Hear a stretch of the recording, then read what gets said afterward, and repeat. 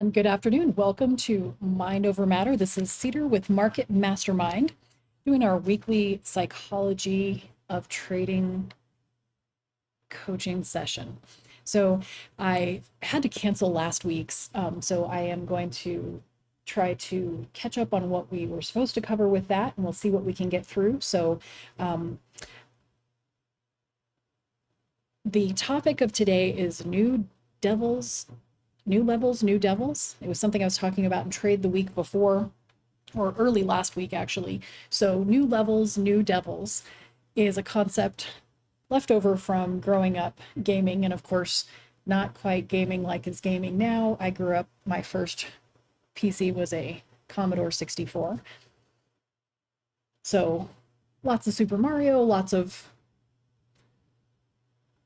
bosses at the ends of the levels as a kid. And I use that as an analogy a lot because each of the levels that you go through when you're playing a game, and even now, the new games, right? They're preparing you to beat the boss at the end of the level effectively. So, improving the skill set, growing into what you need to be successful at the next level. And it's really important that we're taking that into trading because you have to grow into the trader that's going to take you to the next level. What you're doing right now is probably not what's going to make you successful at the next level. And we can think about that from the perspective. Let me make sure I do have Streamlabs on. Make sure we're recording this. When you're trading an account, let's use $5,000. You're trading a $5,000 account using proper risk management sizing. So that would be 5 MES max. I would say 4 to 5 from a futures trade perspective. And you've grown it now to 10,000. So steady, consistent profitability, which isn't always winning trades all the time. Sometimes you lose a level and you have to go back and work your way all the way back through all those processes. And this is why I suggest not sizing up, is because I want you to work through those processes and not take huge losses once you've made, one or two good days or one really big winning day, and now you size up and now you give it all back and start back at level one, right? Back to your beginning basis of $5,000. So I suggest building that account size up. And let's say at 10,000, then you would have earned the ability, which is unlocking level 2, earned the ability to trade either one ES contract or 10 MES. Now, contract fees on micros are more expensive. So the goal is to be careful, be aware of how much you're spending on contract fees, comparing the two, because it will cost you more. However, the 10 MES will give you the ability to scale in. And if you go from trading 5 MES to 1 ES, the size, that's a double of size, can throw you off your game. That sizing up can throw you off your game because you're used to seeing a certain amount of dollar movement for what the price action is. And it goes both directions. If you've been sim trading and trading with 10 ES contracts, and then you go to trade your one $10,000 account and you're trading one ES contract, the brain is addicted to the dopamine behind the 10 ES and doesn't feel rewarded. So it's important that we're scaling properly, that we're stair stepping into levels. So it's like playing your video game on easy mode, running all the way through it and beating it, and then being like, I rock, this is beautiful. I'm going to go back and play hard mode now. And you can't make it past level 2, right? You can't even make it to level 3 and there's 300 levels or whatever. This is all just extrapolation example. So the new levels, new devils means you need to be constantly honing your skill sets, constantly reassessing how you're doing, what the new challenges are, and sizing up is a new challenge. So I would suggest that if you are trading 5 MES contracts and you get your account to 10,000, to then change your risk parameters to start maybe trading 7 or 8 MES. And let that settle for a couple days or a week, because it's going to be even that little bit of difference, that's a 50% increase on what your trading size is. And it doesn't seem like it when you say the difference from 5ES to 8ES or 8MES, but it is, it's a 50% increase on your sizing. And it can make a huge mental game difference. So one of the things that I've seen is the more you size up, the more likely you are to blow up your account, period, which is why you don't see me adding to my size through the whole month. So I think I'm sitting at, I don't know, 17, 18,000. I guess I can look back at my recap for this month. So for August, not counting today, I'm at 17.5, so I'm at 18.5 right now, somewhere in that range. On the month, trading a $25,000 account. So I hear this question all the time. Well, your account value is now $40,000. Why are you not sizing up to 4 ES contracts? And the answer is I start the month a little bit oversized at 3 full-size ES contracts for $25,000. So I like 1 ES contract per 10,000 to keep your head balanced so that you're not going crazy, and set up your risk parameters. Tradovate has the ability to not allow you to trade more than that, and just cap you so you can't even accidentally add to it and oversize. But the answer is those profits are mine. So I'm not willing to give them back. I already earned those profits. They're already what I have put my hard work into. And we can't think of trading as an hourly proposition. Trading is much more like being a performer or an athlete.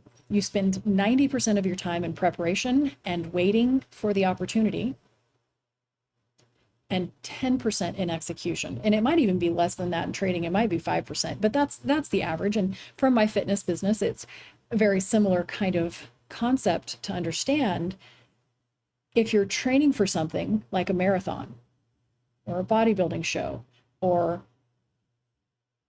an event of some type, you train and train and train and train, but all that really matters is the performance in that one event. And that's what trading is. So not thinking about it as, oh, I made $300 today. That means I was sitting at my desk for 10 hours. That's $30 an hour. Because the truth is, there's many more hours behind that. And some days it'll be 300, some days it'll be 3,000, some days it'll be a loss of 200 or 500, whatever that is. So we have to think about it from a process perspective. And the process to clear your level is to go through and collect all the tokens, check all the benchmarks,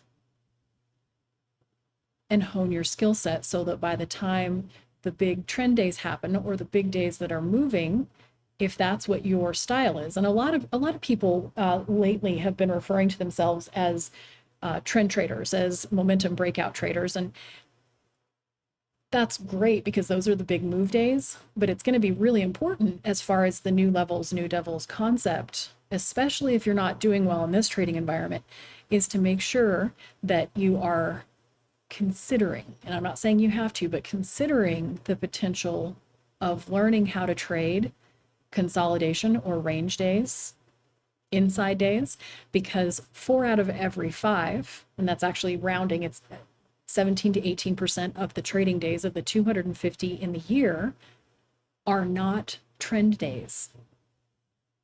So you're missing out on being able to trade those range days. And so I'm going to challenge you to really focus on position sizing.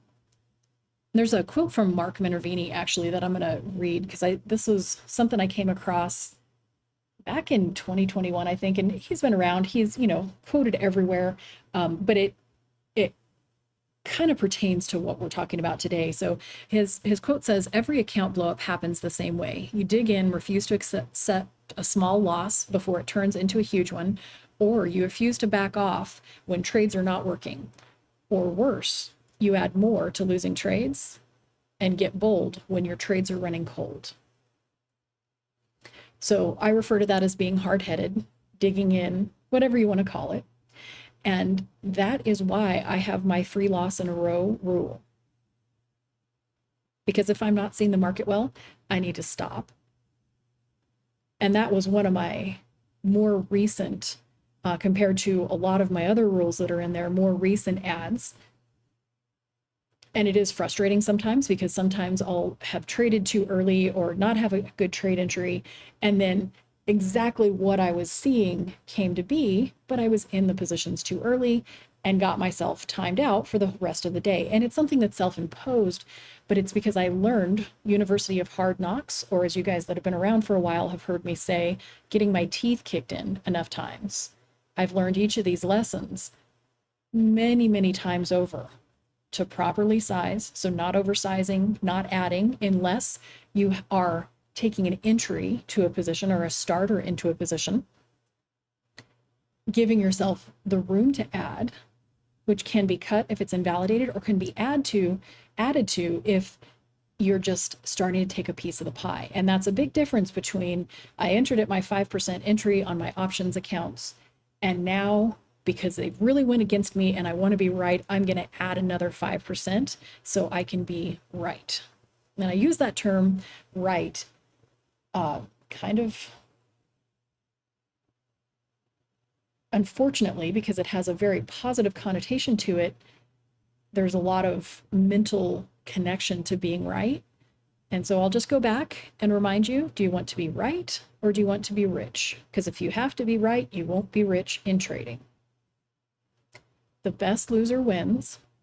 And it always goes back to that. So yesterday you guys saw me let a trailing stop hit, and I almost never do that. I don't even know, maybe twice or 3 times this year I've let one of my wide trailing emergency stops trigger, and I put myself in timeout. It's not something that my account does. It's something that I've learned. That means I'm not paying attention. So put myself in timeout, took a walk out in the yard, looked at some blue sky, petted a couple animals, came back, and finished the day very strong. So it's important that you're noticing what your patterns are, which is getting to know yourself, right? It's getting to know what is going to allow you to be able to come back clear-headed, or if you can. And because I've been doing this since February of 2002, I just have made more mistakes than most people have, right? It's not that I'm smarter than anyone. It's not that I'm a better trader than anyone. It's that I've had my teeth kicked in more times, and I'm a hard learner on these lessons. I've learned them more times than I could possibly even fathom to count. Because you make the same mistakes in level 5 on the video game with a harder boss that you made in level 1, because maybe you didn't learn it quite well enough, but you got lucky and got past it. So that's where it goes back to the new levels, new devils concept. So looking, at emotions in trading, this is why we have those trailing stops. So even though I timed myself because I let that trailing trigger, the important part of that statement is that I did not move my stop. I let it trigger. I didn't add to the position. So I would have to be right, or I could be right, which I could have been.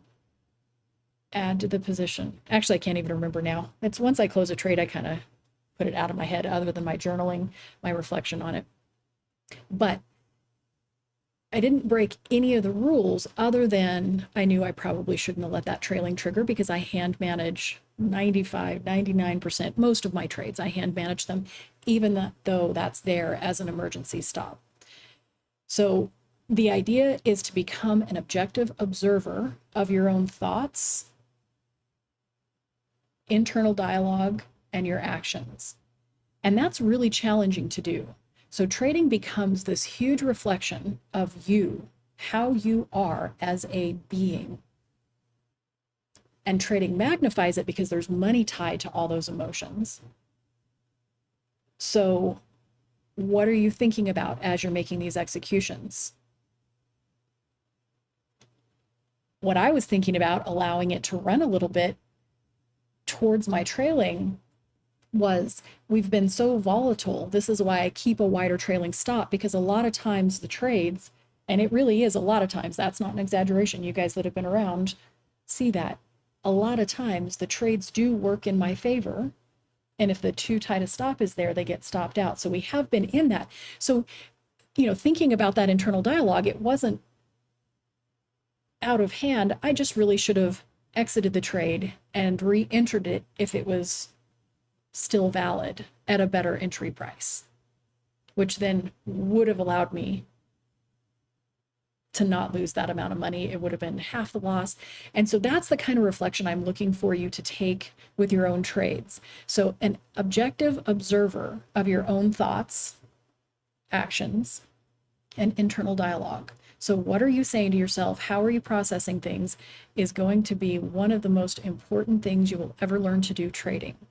So if you don't commit to becoming an active observer to the process, you will always run back to that same experience that you're frustrated with. So Trading in the Zone quote, if you don't commit yourself to becoming an observer to these processes, your realizations will always come after the experience, usually when you're in the state of deep regret and frustration. So it's, instead of noticing that you're headed into it, you're catching it in your journaling afterwards. So if you're not journaling, you might not even be catching it in your journaling afterwards. You just frustrated because you're seeing these huge equity swings of big gains and then big losses that really kind of net you out with like, okay, I'm slightly positive or I'm break even, which is frustrating for how much effort goes into what we're doing. For those of you, if you're actively trading right now, we're looking to see if we can get back underneath the overnight high on ES. Looking like we have some front running short covering there. So we want to advance in our levels, new devils, from not being aware of what you're doing at all, just clicking the buttons, to journaling and reflecting on those trades. What was I thinking? What was the thought process? Why did I hold that? Why did I not hold it? To, am I not noticing something that could be going on? To, yeah, I saw that that was coming and I'm going to cut it. And that's not to say that you're always going to be like in advance, understand what's happening ahead of time, because the market is a crazy beast. It is a wild, wild ride. Nobody's ever perfect in their executions. Anybody that talks about having a 90% win rate isn't talking about decades worth. They're talking about this month, maybe this week. You never know. And it's important that you do not judge your insides by other people's outsides. That's something that I use as an analogy with social media, especially with my kids when they were little. So they are almost 19 and almost 23. So no, 19 and 22. I have no idea. No, almost 20 and 23. Holy moly, they're old. Look at that. So let's call it 20 and 23. When they were kids, social media was starting to become a big deal. And you have, of course, now it's actually probably even worse. I don't know. There's different ways, right? Everybody puts their best face forward on social media. And we can go from X, we can go to Facebook, we can go to Instagram, Snapchat, like all of it. What you see on the outside of somebody does not represent what's happening internally. So the gains that you see posted is not what's happening internally. Unless you're actively watching, like you watch me take my hits and take my profits and trading live most of the time, you have to be really careful because most of the boasting is short-lived. And if you're gauging how you're feeling about your trading on anyone else but you, on your improvement day over day, week over week, month over month, year over year, you're probably setting yourself up for some frustration. So this competition is against you. And we're not against each other as traders, although it does take different sides to make a market. Yes, there is that. The point is your execution. It's you, the person in the mirror, that you need to conquer, because the money's out there. And you don't need to be focused on catching the full move. You don't need to be focused on anything other than my piece of the pie and live to fight another day. This is critical stuff to pay attention to. So if you guys have not gone through Reading in the Zone, Trading in the Zone, either by reading it or listening to it, I'm going to heavily recommend that is something that is on your to-do list this week. So if you need to listen to it via audiobook, pre-market, as you're working out, as you're having breakfast, whatever it is, it's 8 hours worth of video, audio, well, video on YouTube that is audio, something along those lines. If you don't have time to read, that's fine. Make sure that you're putting the work in, probably outside of trading hours, or if you don't trade, the first 30 minutes or hour, listening to it at the start to kind of prep you. And I have my segments that I really like to listen to when I feel like I've got a potential to go on tilt because I've had a couple really good days, and I might end up giving some of that back more than I should be, that kind of thing. I know these things about myself because I've studied my trading for 22 years, and most of it is painful studying. So I focus on the things that have caused me losses, and I also focus on the things that I do well, and I want to repeat the things I do well and just try to dodge the things I don't do well. So it's really important that you're identifying the things that you do well and pushing the gas pedal on those things, allowing those things to be profitable and not trying to change lanes too much.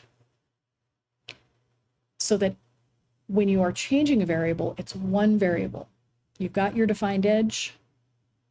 Your variable is you're sizing up because your account has increased.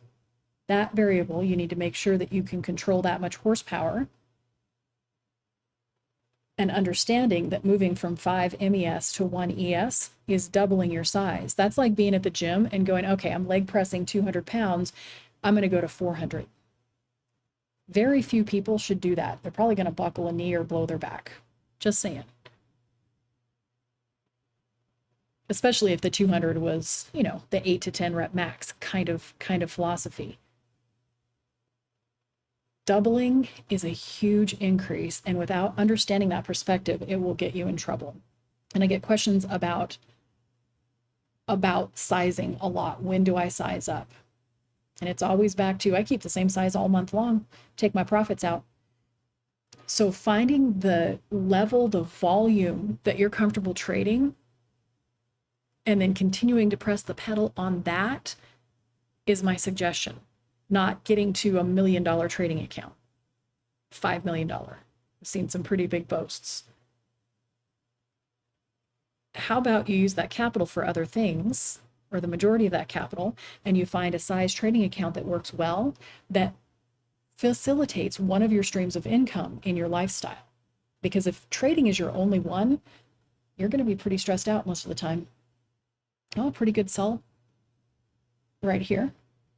Back into previous high of day and anchored VWAP on ES. So if you were short, I would be considering de-risking at least some, if not all, right there, because it could keep going, but it could also wick back up. All right, so going back to my focus for this. So your trading system, the edge, your defined edge is your most important part. It's your process of how you run through the levels. Do you open all of the treasure boxes first? Do you climb all the trees? Do you, whatever, fill in the blanks? You know what I'm talking about. The edge, you have a system. It's not just, I have to be in a trade, go long, go short, wherever, like all over the place. You have to position size right on every single trade and not be afraid. And it's hard not to be afraid when you've taken big losses. That was the biggest thing for me, is once I finally figured out my edge, I was so scared I was going to lose more money that I couldn't pull the trigger, even though it was absolutely the right thing to do. And that's going to go back to position sizing. So if you have the ability to trade 10 ES contracts because you're trading a 100 grand account, but you're scared because you've lost so much, but now you've proven to yourself that you have an edge and that you know what you're doing, start with one MES contract, just a little bit of real money, and it's not going to feel like a lot, so it takes the stress level out. And if that goes well, then go, okay, all right, now I'm going to do one ES contract. Slowly tear yourself into it, because the fear is well earned. If you lost a lot of money, like most of us have, and hopefully you don't lose as much as a lot of us have, because of the format of, how we're coaching risk management and the psychology piece of it, our goal is to not have members lose as much as they could without support. But you have to build into it with small amounts of money. So you go from sim trading or paper trading to trading very small. I've got somebody unmuted. Give me just a sec. Okay, just threw a server mute on. So you need to think about your long-term success. You should not be thinking about how much money you can make today. You should be thinking about how much money you can lose today, and how crappy you're going to feel if you wake up tomorrow and half of your account's gone. If you focus on that, you're going to be in a lot better place than thinking, I could make 50% up on my account today. I'm a rock star because yesterday I did 10 or 20 or 50 yesterday. Who knows? If I made 50% on my account in one day, I would take the rest of the week off just so I didn't give it all back, because that would be how I would operate. That I would just be like, whoa. And even though I know that about myself, I would be like, I don't, if you made 50% on your account, you're either oversized or you hit one of those really, really good days and you just rode all the waves up. I don't know. I guess some people do that. I am uncomfortable when somebody tells me they have done that much, just because it's not something that is typical for good risk management. So focusing on cutting your losses and not adding to them, that goes back to position sizing and letting those runners go, but also not getting greedy enough that you're not recognizing sell signals. And that's really challenging in today's volatility. This volatility might be around for a while. Really challenging. So we're in the see green, take green, massive push right now of a presidential election year, and it is what it is. And you have to ultimately persevere for that big long-term success picture.